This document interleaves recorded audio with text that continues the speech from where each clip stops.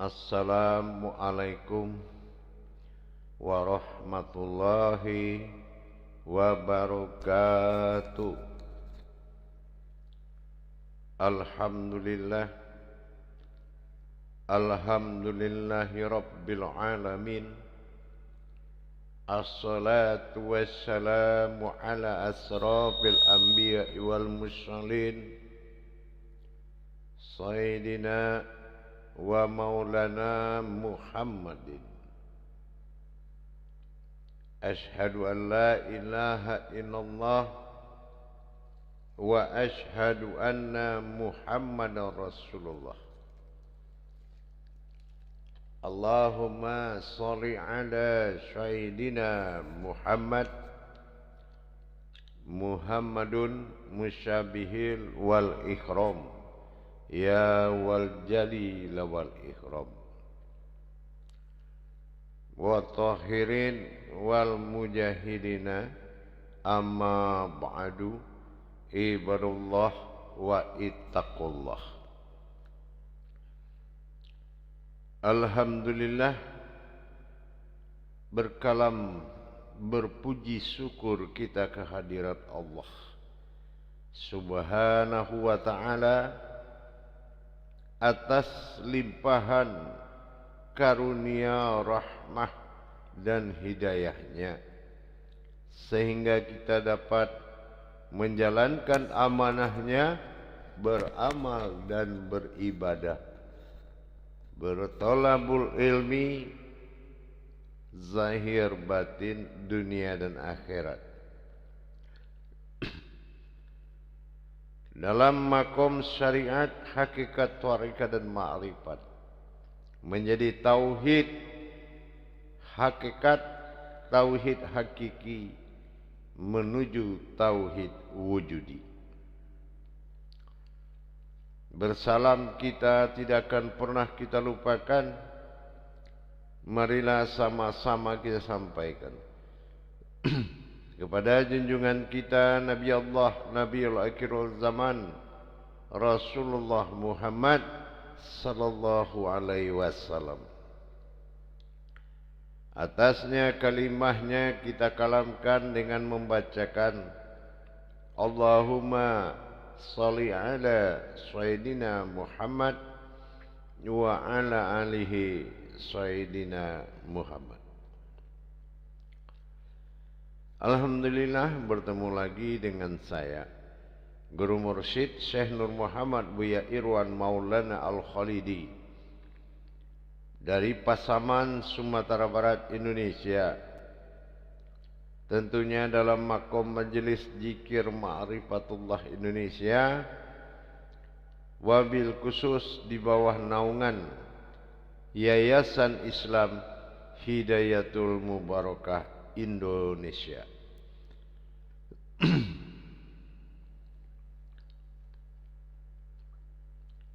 Alhamdulillah, para jemaah sekalian, para hadirin, kaum muslimin dan muslimat dimanapun berada, seiman, jamaah rahimakumullah.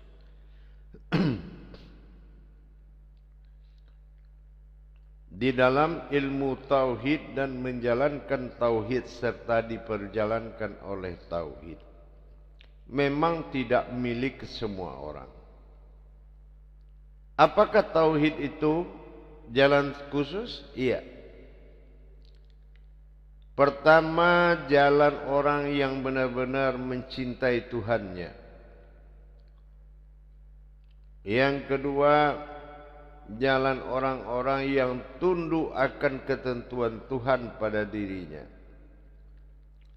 Yang ketiga, jalan orang-orang yang berani ikhlas dan kosong di mata Tuhannya. Makanya kepentingan itu ada di rukun Islam yang pertama. Asyhadu an la ilaha illallah wa asyhadu anna Muhammadar Rasulullah.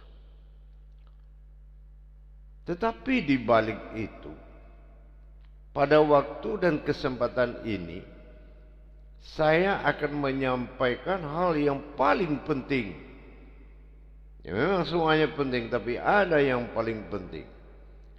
Mengenal ilmu tertinggi di dalam Islam. Adakah yang tertinggi dari ilmu?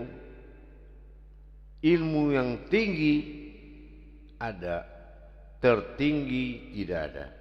Artinya ilmu yang tinggi itu adalah ilmu puncak dari sebuah ma'rifat.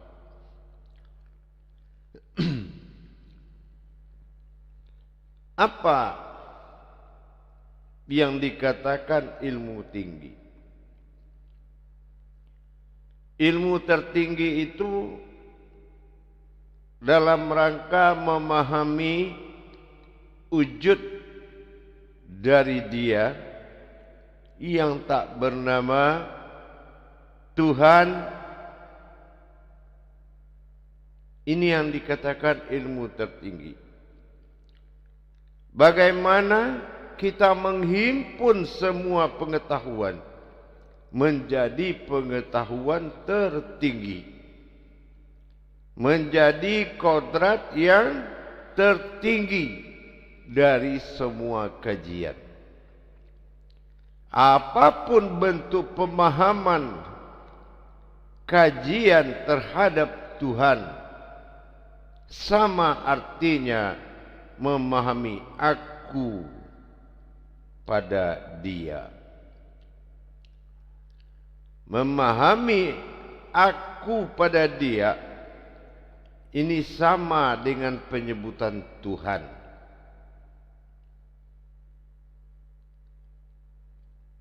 Jalan-jalan hakikat adalah suatu pintu gerbang. Contohnya kita mengenal hakikat diri. Itu barulah pengenalan awal untuk mencapai diri hakikat. Hakikat diri adalah hakikinya dari Tuhan. Hakikat pengenalan ma'rifat mengantarkan seseorang menjadi ilmu tertinggi, bukan hanya menjadi sebuah pengenalan. Apa yang dikatakan ilmu tertinggi? Penyebutan terhadap kodrat ilmu itu sudah mencapai makom tertinggi. Wujud ilmu, juz amal yang terlihat ini telah memiliki suatu pemahaman yang tinggi. Pemahaman tertinggi itu ada 3 perkara. Dan 3 perkara itu diwujudkan kepada satu wujud. Dan satu melihat 3 perkara itu harus benar-benar hidup. Hidupnya pandangan terhadap melihat 3 perkara pada diri tidak boleh berubah. Karena dia menuju satu hakiki, yaitu Tuhan, aku, dan Dia. Mana jalan untuk melihat satu wujud? Adanya aku, adanya Tuhan, adanya Dia. Kodrat hakiki apa yang mengantarkan 3 perkara ini dilihat dalam satu wujud? Disinilah diri pandang akan mengeluarkan tingkatan-tingkatan tertinggi pada diri. Apa yang dikatakan ilmu tertinggi? Yaitu diri yang bermartabat tinggi. Yaitu diri yang bermartabat tinggi. Perkara martabat menjadi tolak ukur kebenaran sebuah ilmu. Kalau kita berbicara tentang martabat. Kalau memang manusia adalah kodrat dari Allah, Tuhan, aku semesta alam, tentulah dia harus melihat kepada ilmu tertinggi. Ilmu tertinggi yang harus benar-benar terlihat.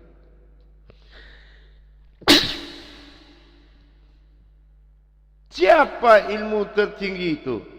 Dan apa kodrat ilmu tertinggi itu?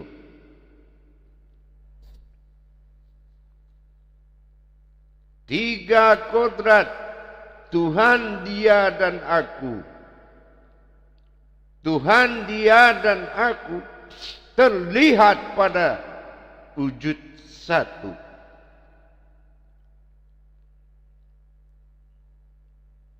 Apa kodrat Tuhan, Dia, dan Aku?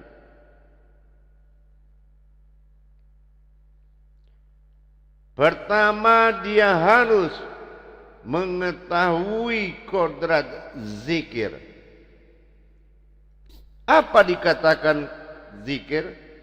Bukan berzikir dan bukan mengingat, tetapi zikir yang telah berbentuk dan berwujud pada dirinya, yaitu zahirnya yang sudah menjadi zikir.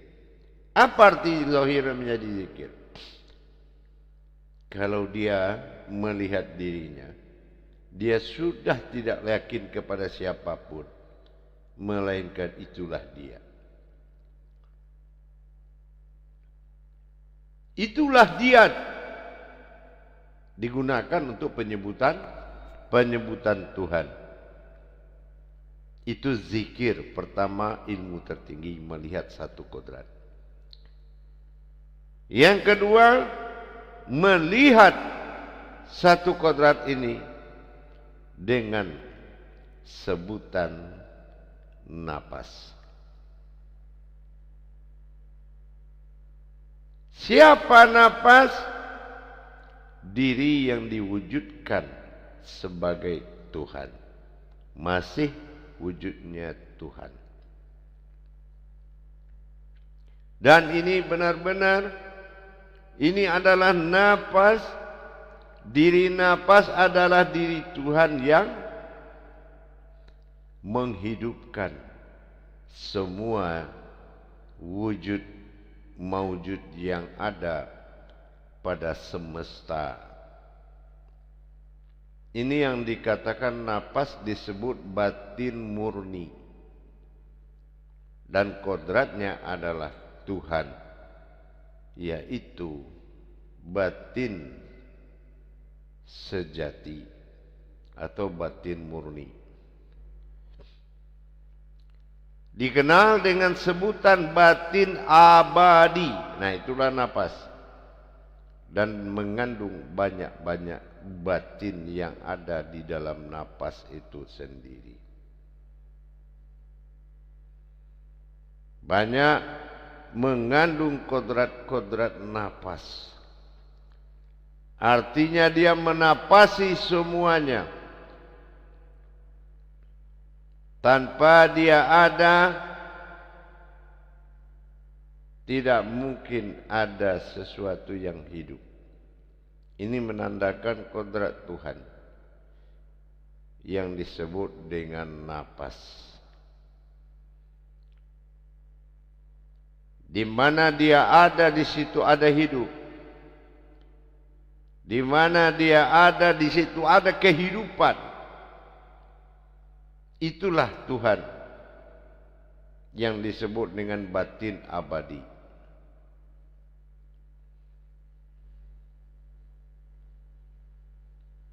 Itulah Tuhan yang disebut dengan batin abadi.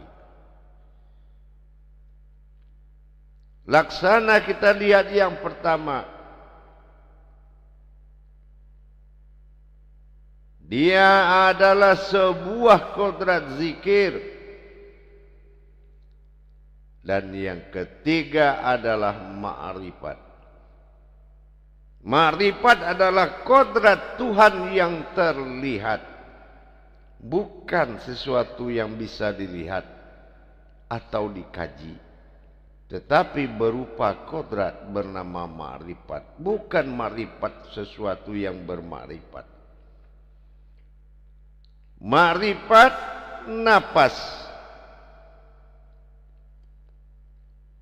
tidak akan bisa dipisahkan karena masih dalam sebutan Tuhan. Inilah ilmu tertinggi, ilmu yang sangat tinggi dari segala ilmu, terhimpun kepada aku, dia dan Tuhan, terlihat dalam satu wujud.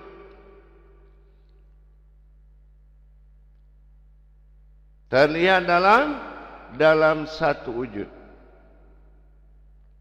Terlihat dia sebagai ma'rifat. Hidupnya dia sebagai napas. Sangat jelas sekali.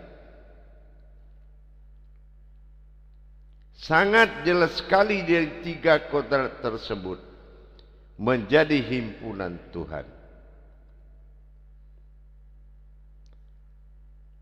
Menjadi himpunan Tuhan ini dalam tingkat ilmu tertinggi.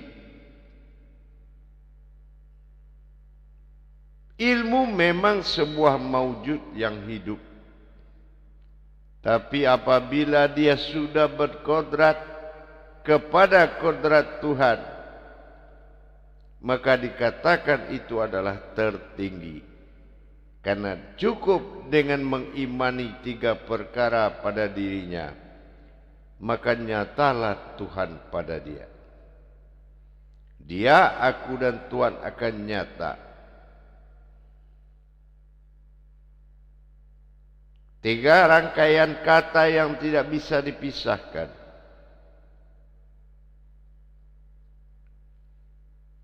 Menjadi suatu pegangan bagi ketinggian dalam memahami ilmu. Menjadi suatu ketinggian dalam memahami Tuhan, aku dan dia.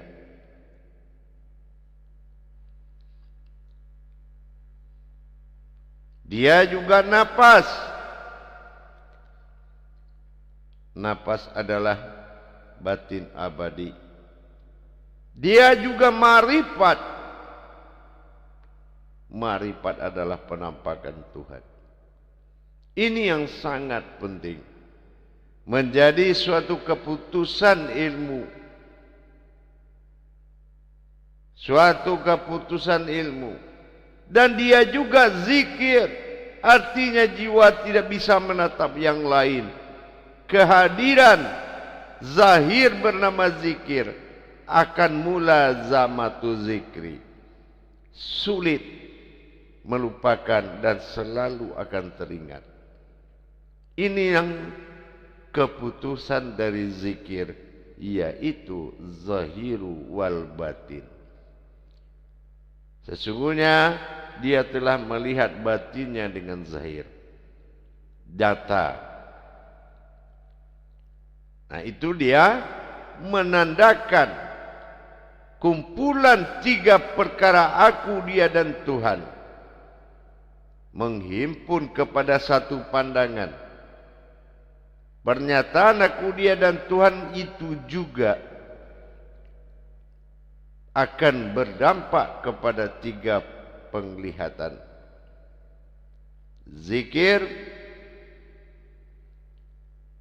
napas dan ma'rifat.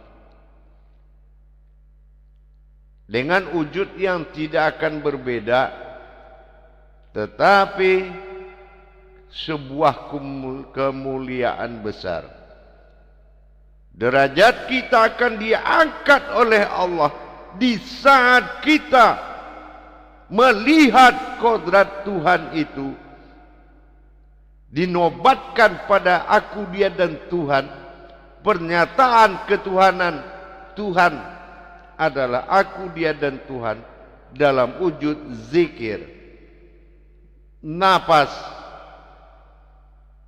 dan makrifat. Makrifat mengantarkan kita untuk mengatakan terlihat, bukan sebuah yang bisa dilihat. Kodratnya terlihat. Kenapa terlihat? Apabila lama kita menatapnya, maka akal, ego, nafsu akan membatasimu melihat Tuhan. Ini yang dikatakan maksud dari terlihat. Begitu juga sebaliknya. Nafas, aliran batin abadi yang menghidupkan semua alam ini menjadi hayat. Dengan adanya hidup disebut nafas. Begitu juga sebaliknya terhadap perjalanan Tuhan disebut dengan zikir. Bukan sesuatu atau orang yang berzikir sesuatu yang berzikir, tapi mengingatkan kepadaku. Itulah wujud zahir yang disebut dengan wujud zikir. Dawamu zikri. Seseorang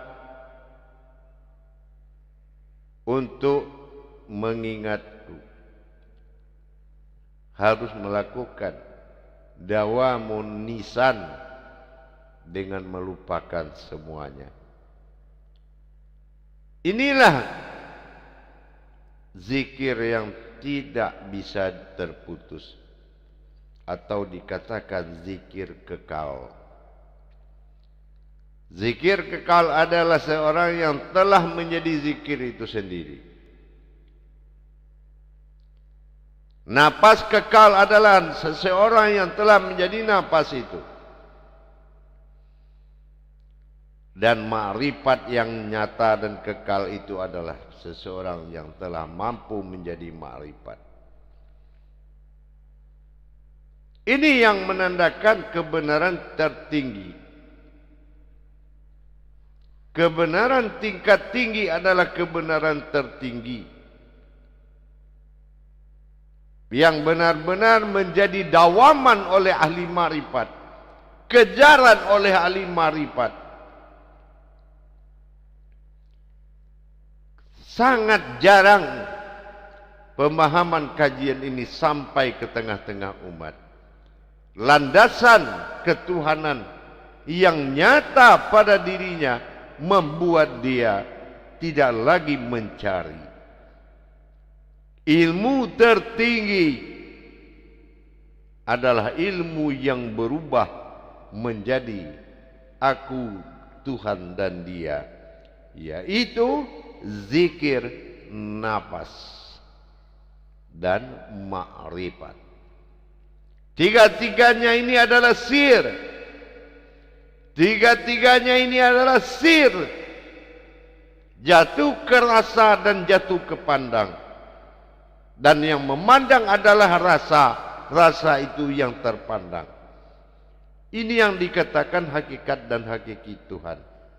Tapi kalau kita bicara hakikat diri, itu adalah pengenalan ketuhanan. Bukan sebuah ilmu, tetapi pengenalan ma'rifahnya.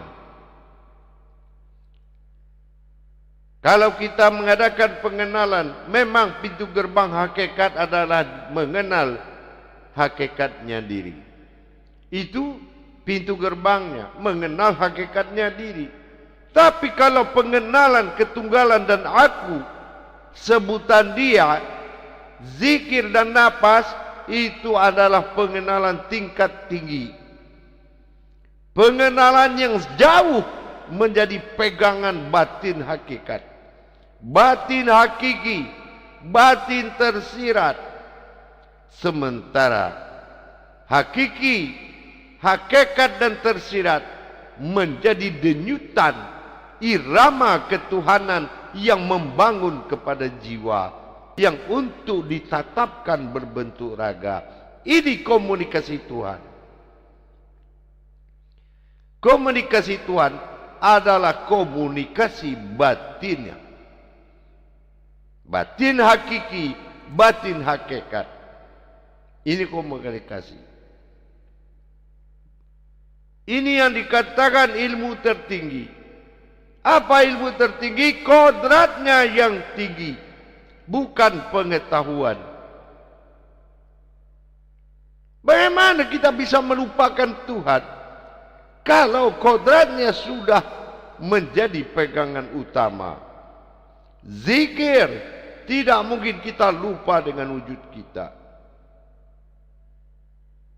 Napas, tidak mungkin kita bisa tidak bernapas, karena menjadi napas itu sendiri.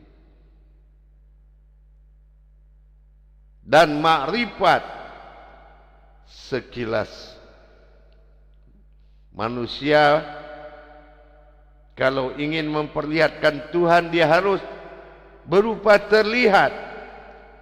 Apabila dia tidak terlihat tetapi khusus dilihat, maka nafsu akal dan ego akan melupakan kamu kepada sejatinya ilmu. Bagaimana melupakan sejatinya ilmu? Kita kembali tersambung kepada ego tadi. Oh, ini manusia. Oh, aku orang. Oh, aku adalah umat. Itu timbul ego lagi. Maka harus berupa makrifat atau terlihat.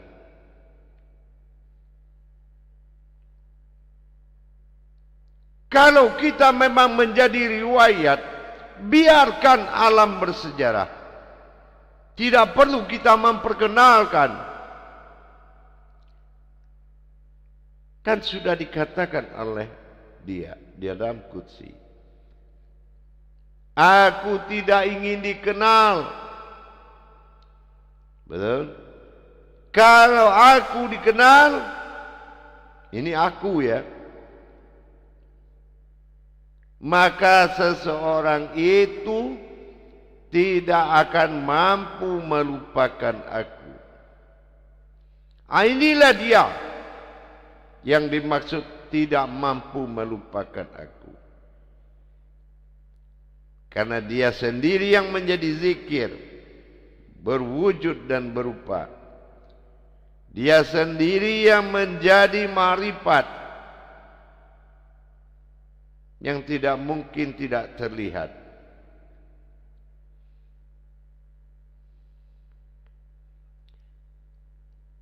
Inilah yang menjadi pegangan ilmu tertinggi. Aku, dia dan Tuhan adalah satu julukan. Tapi tampilan aku, dia dan Tuhan ini adalah tampilan zikir, tampilan napas, dan tampilan ma'rifat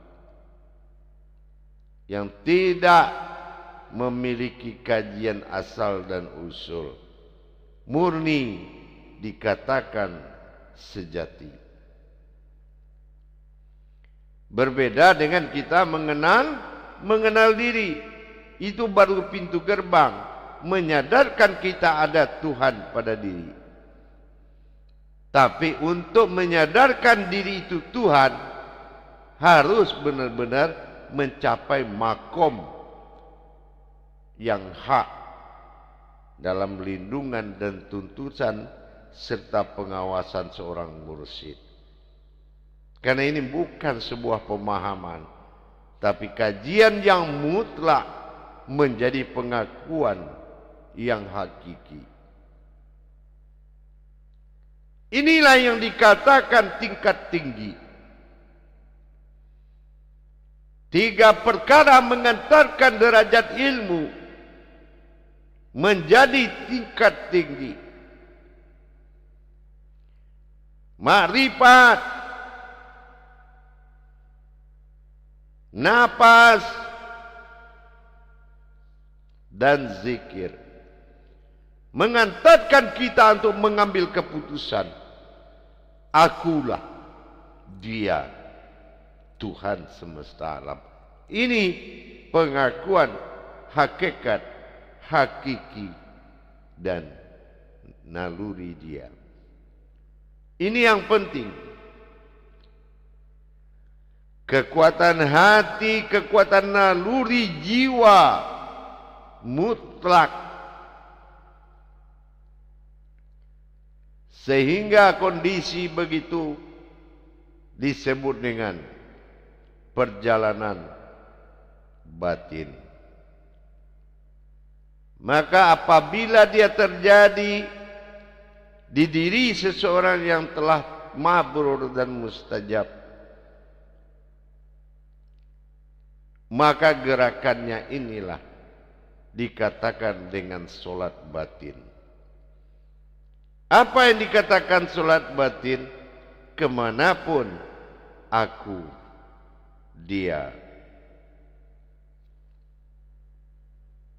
Ini yang dikatakan solat batin. Kemanapun wajahmu kamu hadapkan, di situ aku, di situ Dia, dan itulah Tuhan. Ini yang dikatakan dengan zikir, napas, dan ma'rifat. Zikir, napas, dan ma'rifat. Zikir membuat kita melihat wujud yang takkan melupakan Tuhan, karena wujud situ adalah wujud Tuhan sendiri.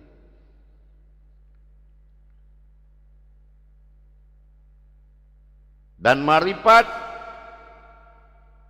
membuat kita menetapkan terlihat daripada senang dilihat. Terlihat adalah sesuatu yang sangat misteri dalam hidup.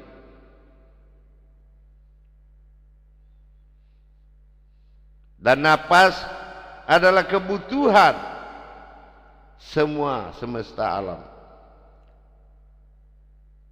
Nafasin, nafas, inilah kebenaran ilmu tertinggi, melihat hakiki di dalam hakikat yang nyata. Mudah-mudahan bisa dipahami, meningkatkan derajat marwah dan martabat dengan kita memahami lebih dalam. InsyaAllah mudah-mudahan bisa menjadi patokan dan suatu bantuan untuk menambah ketakwaan kita kepada Allah, Tuhan yang Maha Esa. InsyaAllah semakin dalamnya penggalian, semakin banyaknya perjalanan yang ditemukan. InsyaAllah lubang itu hanya satu, perjalanannya, galiannya melahirkan suatu wujud yang banyak. Inilah keberuntungan orang yang berilmu. Barakallah ya Karim, ya Rahman, ya Rahim. Saya Guru Mursyid Syekh Nur Muhammad Buya Irwan Maulana Al-Khalidi, dalam makom YouTube Buya Pasaman Timur, selalu berbagi rahasia amal dan ibadah. Diamaliyahkan pada zahir, diibadahkan pada batin. InsyaAllah menjadi ketakwaan yang kekal. InsyaAllah demikian pertemuan kita pada saat ini. Para hadirin dan hadirat jemaah yang dirahmati Allah. Sampai ketemu di lain waktu dalam wawasan dan ilmu berikutnya. Akhirul kalam, wabillahi taufiq wal hidayah. Wassalamualaikum warahmatullahi wabarakatuh.